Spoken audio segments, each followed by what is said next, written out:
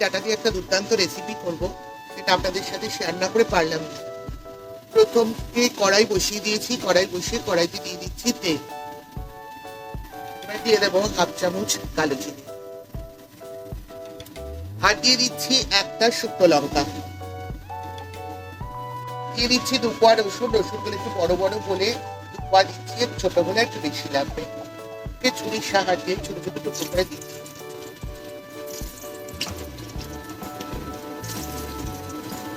এবার দিয়ে দিচ্ছি লম্বা লম্বা সরু সরু করে কেটে নেওয়া মূলো আর আলুর টুকরো। এখানে একটা বড় সাইজের আলু আর 2টো মূলো রয়েছে।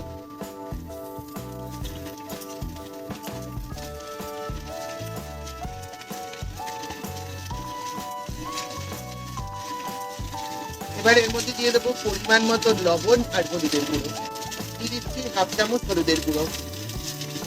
স্বাদ অনুযায়ী লবণ, আপনারা আপনাদের স্বাদ অনুযায়ী লবণ ব্যবহার করবেন। এবার আলু আর মূলোটা রসুন হলুদ লবণের সাথে ভালো করে একটু কিছুক্ষণ সময় ধরে মজিয়ে নেব। আলুটা আর মূলোটা ভালো করে মজানো হয়ে গেছে। এবার এর মধ্যে দিয়ে দেবো সেদ্ধ করে নেওয়া কপির ডাঁটাগুলো। দিয়ে দিচ্ছি।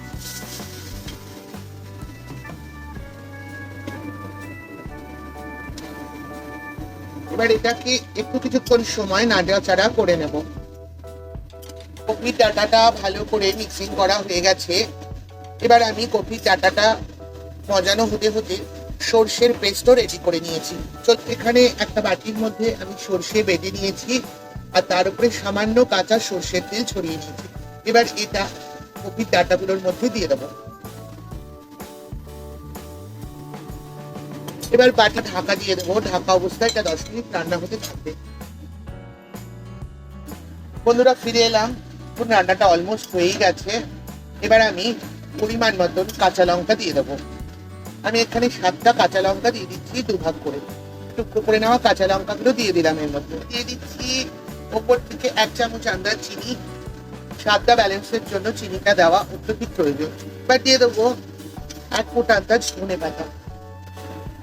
দিয়ে দিচ্ছি 1 মুঠো ধনে পাতা। ব্যাস রান্না হয়ে গেল। এবার ওপর থেকে একটু কাঁচা সর্ষের তেল দিয়ে দেবো।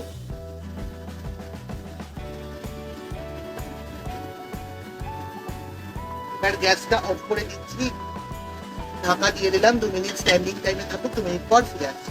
কফির ডাঁটা ফেলে না দিয়ে এইভাবে অনায়াসেই আপনারা কফির ডাঁটার চচ্চড়ি করে নিতে পারেন। দুর্দান্ত লাগে খেতে, ভাত দিয়ে তো দারুণ লাগবে, রুটির সাথেও ভালোই লাগবে।